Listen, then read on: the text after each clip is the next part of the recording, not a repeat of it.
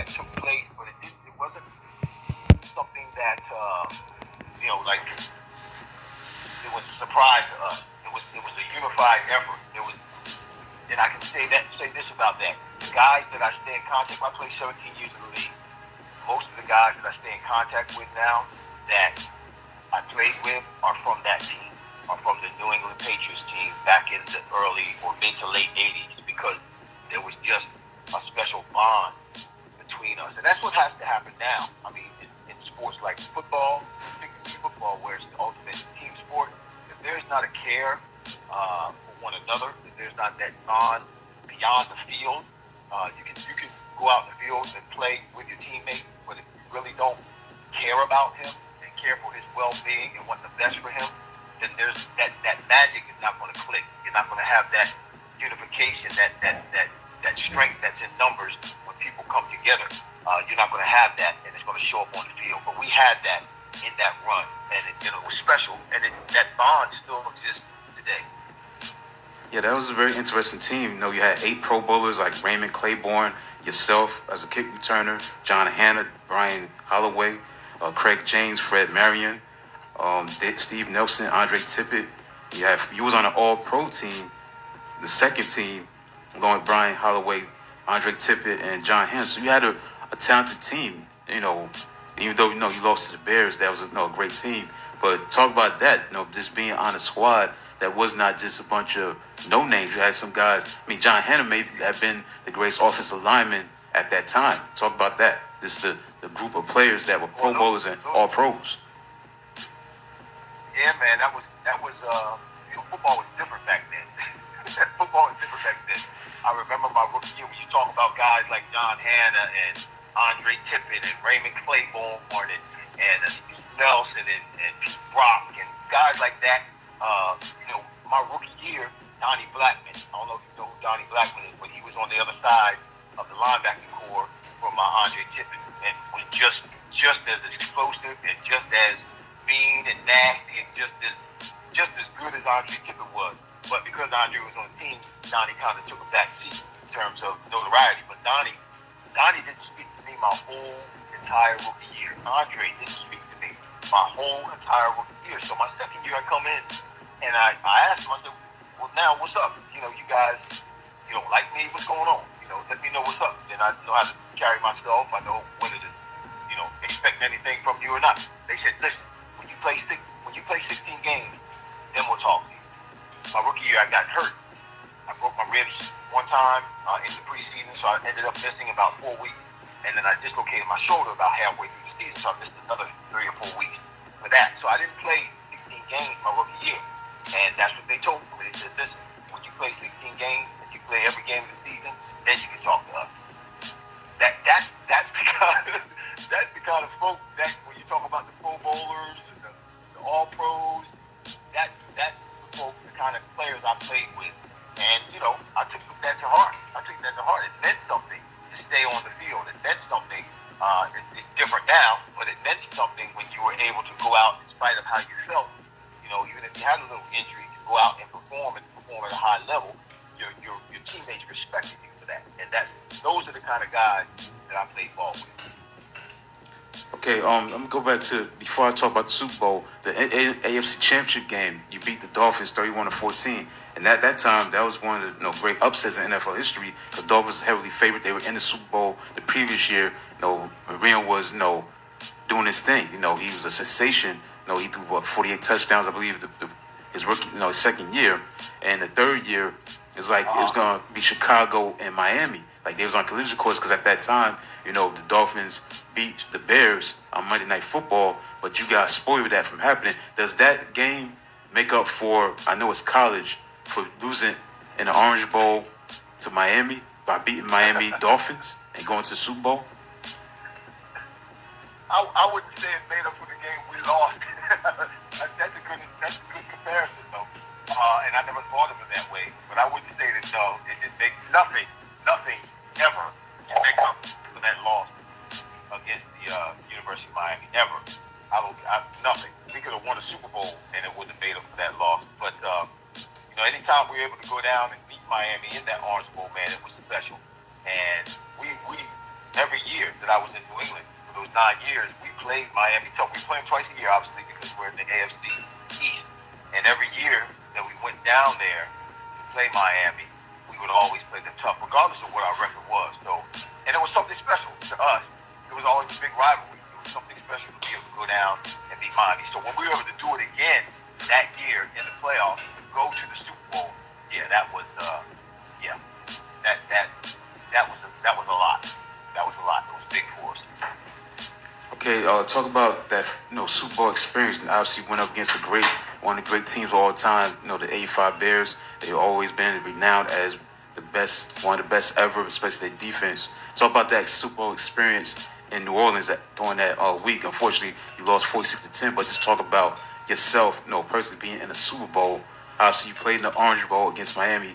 This was talk about that experience, the atmosphere playing in Super Bowl 20 against the Bears. Well, when I look back on that game, and particularly the week leading up to the game,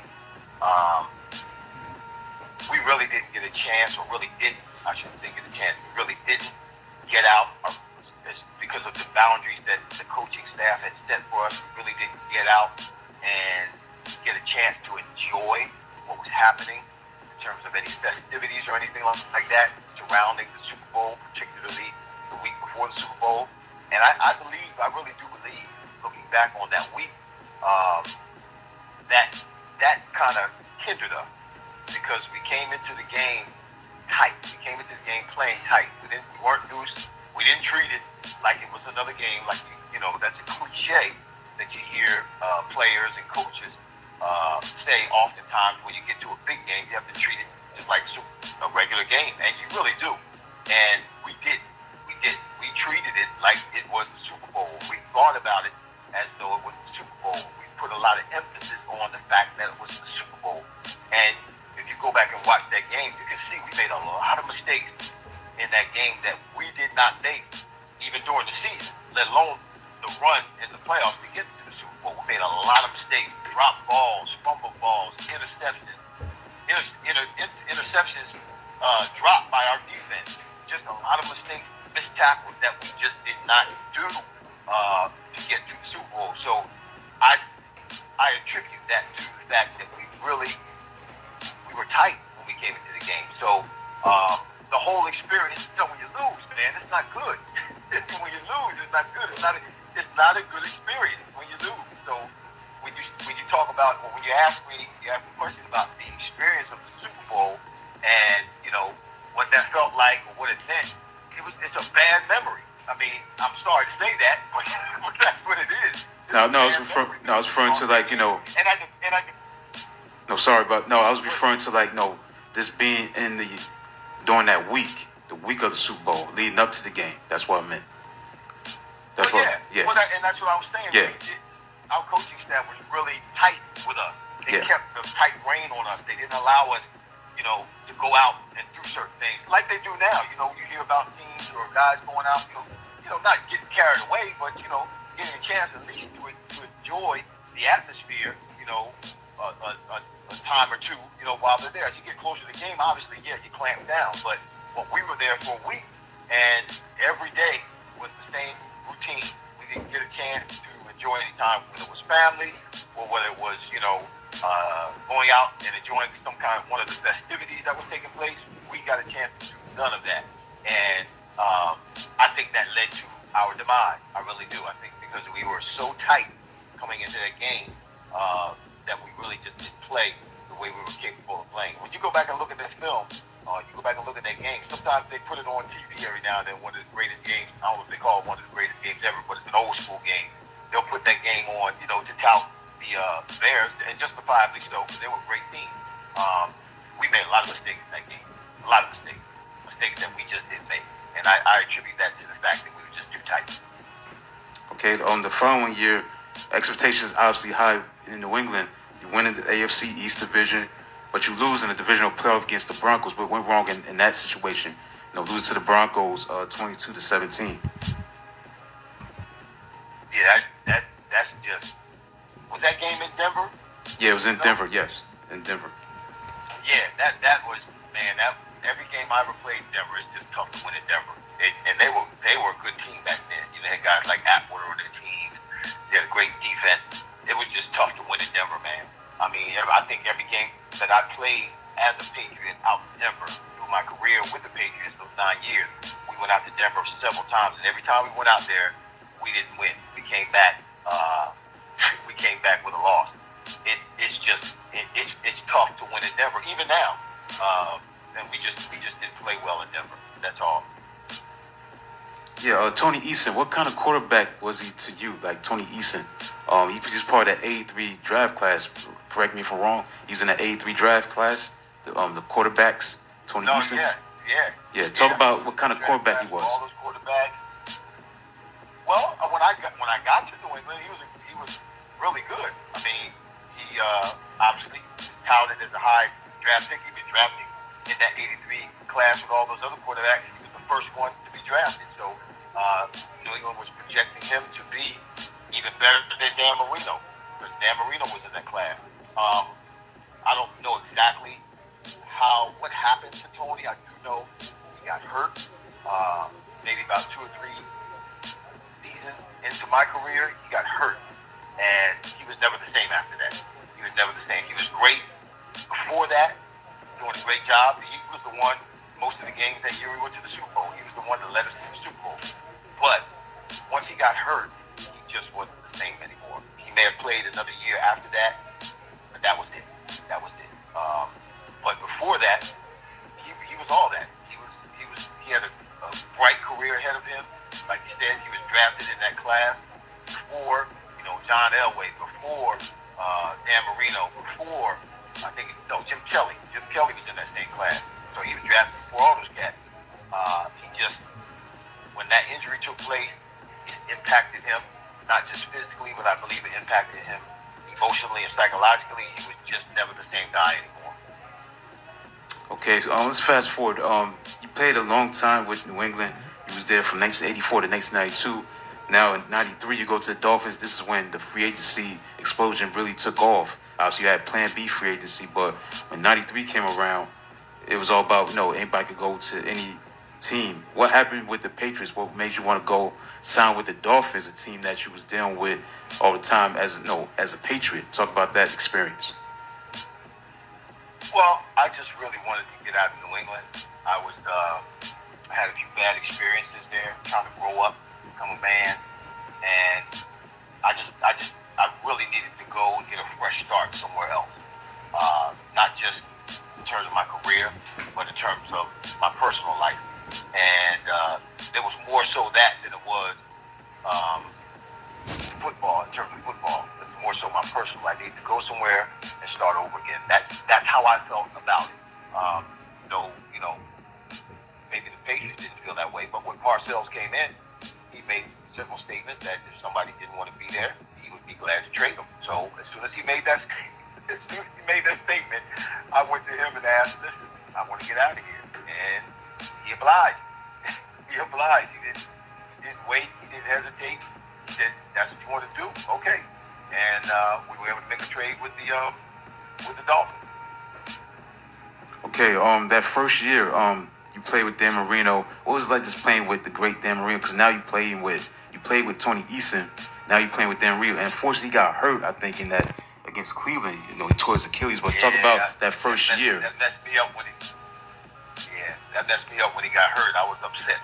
Yeah. I thought I blamed it on myself, although it wasn't myself. I just said, listen, that's just my luck. I come out here, I get a chance to play with a great quarterback like this who's doing really well. He's never been hurt before, and I come and he gets hurt. It's just my luck. But no, it was like dying and going to heaven, man. Getting out there with Dan and playing on that team that threw the ball primarily first, and I'm coming from an offense that did not throw the ball. We primarily ran the ball, and so being able to be a part of a system like that, an offensive system, really helped my career. Not that that's why I went. I went just to get a breath of fresh air, to start something new. But when I got there and became involved with that offense, man, it changed everything. It changed everything. And then you had one of the best ever throwing the ball. That made a big difference. Yeah, that was an interesting year. No, Don Shula, you playing for him. He passed George Halas, broke his record for most wins against the Eagles. Yeah, Dan Marino got hurt with the Achilles tendon against Cleveland. But you guys know that team was definitely was able to persevere and keep going because you had Scott Mitchell filling in for him. He was the Player of the Month in October of 1993. You was 9-2. Talk about that Thanksgiving game because that's the game Leon Lett touched the ball when it was blocked. Talk about that game on Thanksgiving. Talk about that, man. You was on that team. Talk about that. Yeah, they were. Yeah, they were just talking about that this Thanksgiving. A couple days, what's today? Saturday, 2 days ago, they mentioned that during the Dallas game.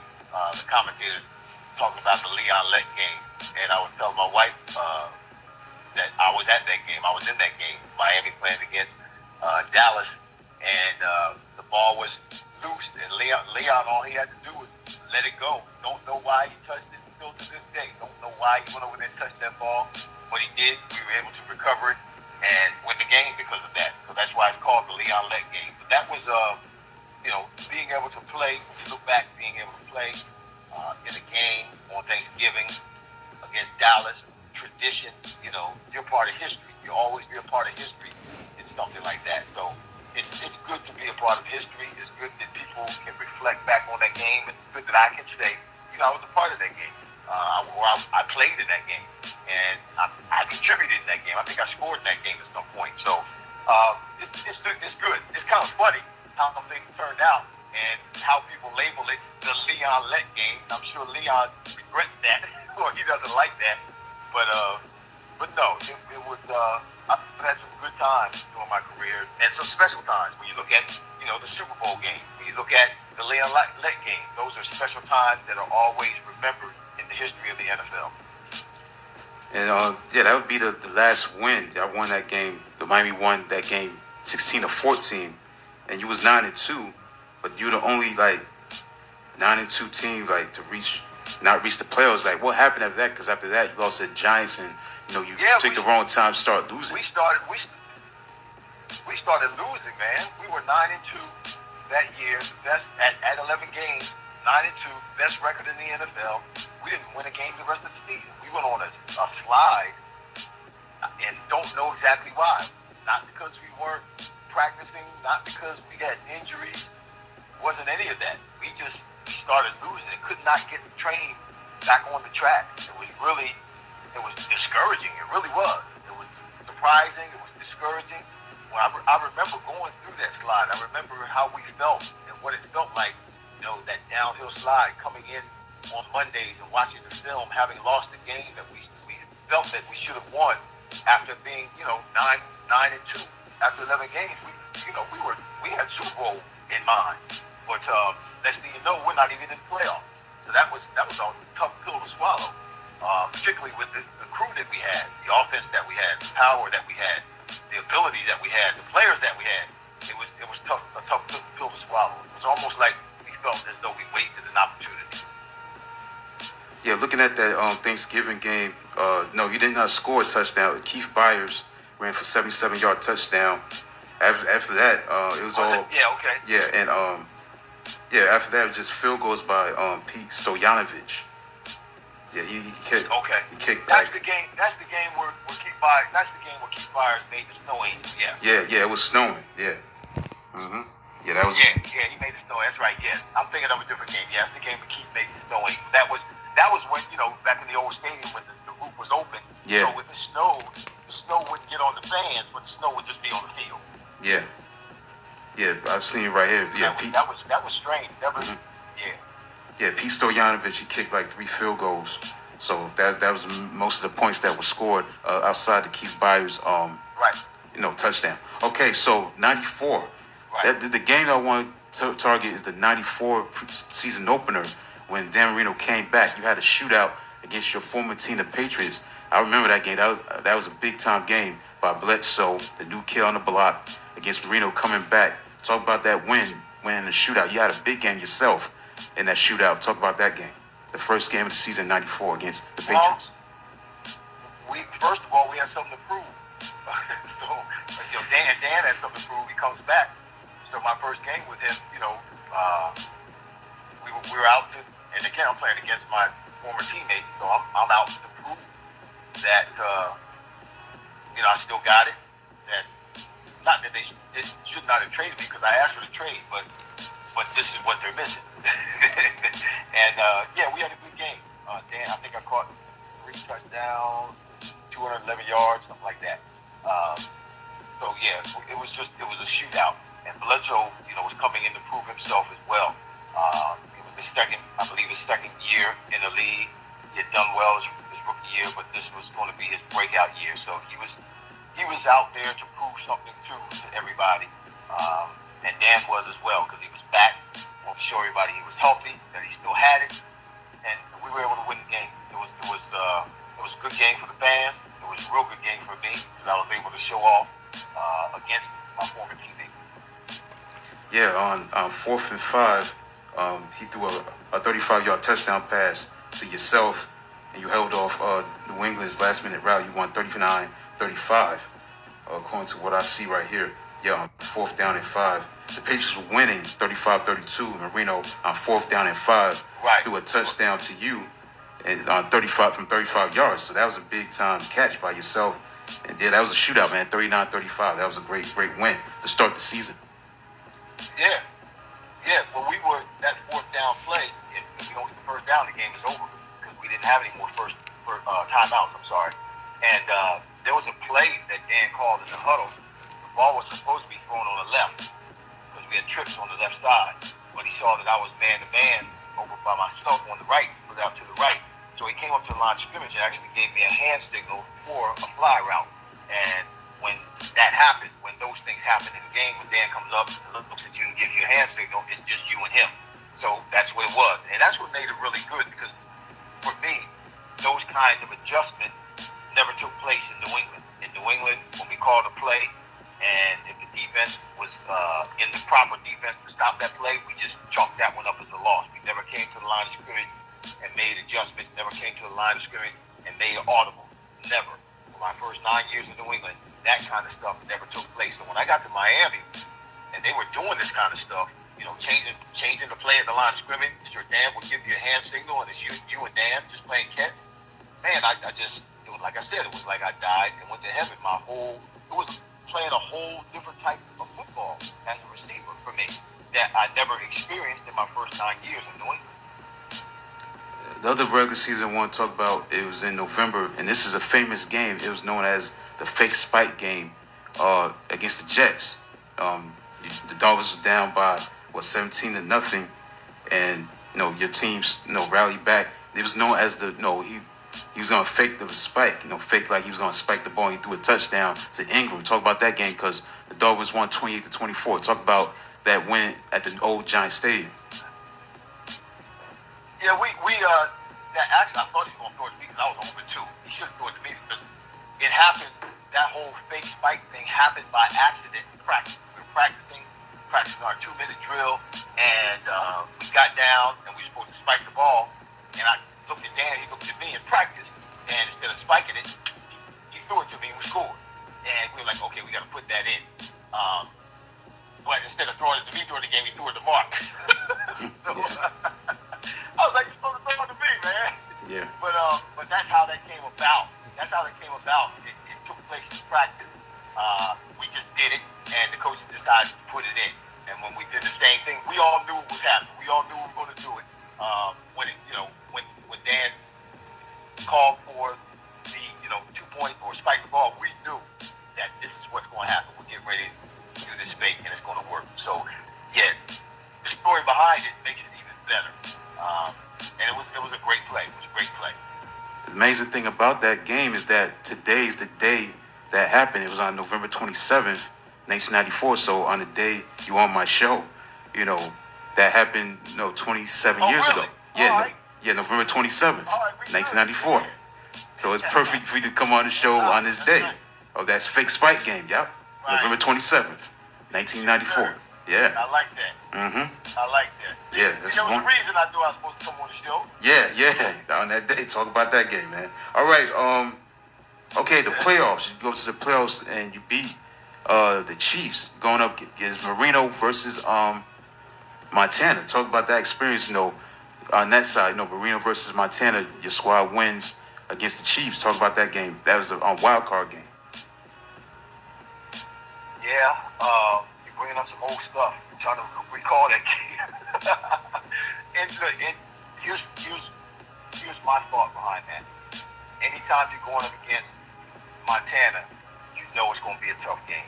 Montana had already set the tone. We know what he was capable of. He'd already done what he had done at San Francisco, so it didn't matter that he was in Kansas City. He was going to be competitive. We were going to have to go out there and play. And anytime you beat someone like that, a quarterback like that, just like anybody thought the same thing about us.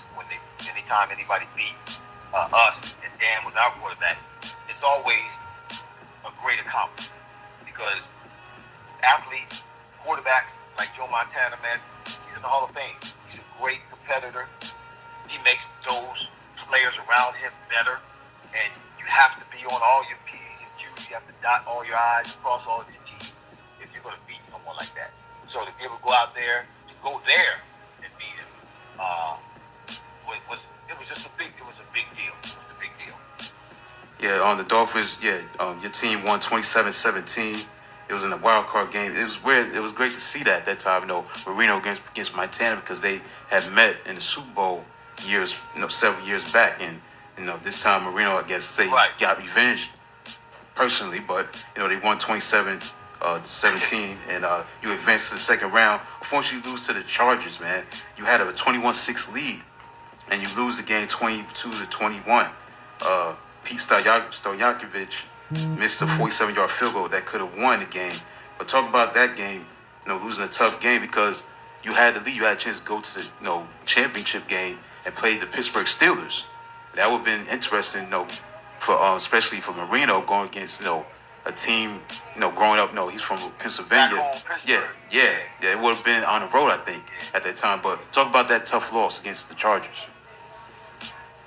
Well, here's what I tell you about a game like that. We have a saying, never leave it in the kicker's hand.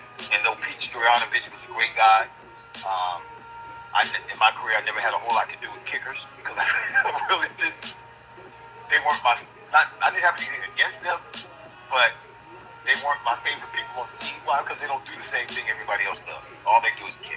So our motto, what we believed in, was never put yourself in a position to leave the game in the kicker's hand. If you do and he misses it, then it's not his fault, it's our fault as an offense, as a team. Because we should never put ourselves in that position because depending on where the kick is being kicked from, it's a 50-50 chance you're going to win or lose, because it's in his hands. Anything can happen with a kick. Bad snap, bad hold, the wind can take the ball, anything can happen. He can stub his toe on his way to kick the ball. Anything can happen when you're going to kick the ball through the upright.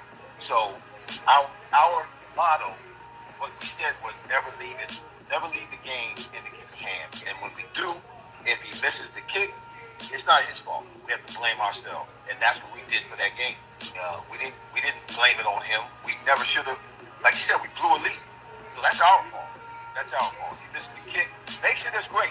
But if he misses the kick, we're not blaming him at all. Okay, so you lose that game now. The following season, you make it to the playoffs. You go 9-7. You finish third, but you lose to the arch rival Buffalo Bills 37-22. What went wrong in that game? Lose to Buffalo 37-22. Man, that's when Buffalo was rolling. Didn't Buffalo go to 4 Super Bowls in a row? Oh yeah, definitely. Yeah, during that stretch, Buffalo was the best team in the NFL. Yeah. Go to 4 Super Bowls in a row. They didn't win them, but they went 4 years in a row. They were the best team in the NFL. So to win against Buffalo, man, you were doing something. So we didn't feel bad about that, but they did something that I've never ever seen a team do before.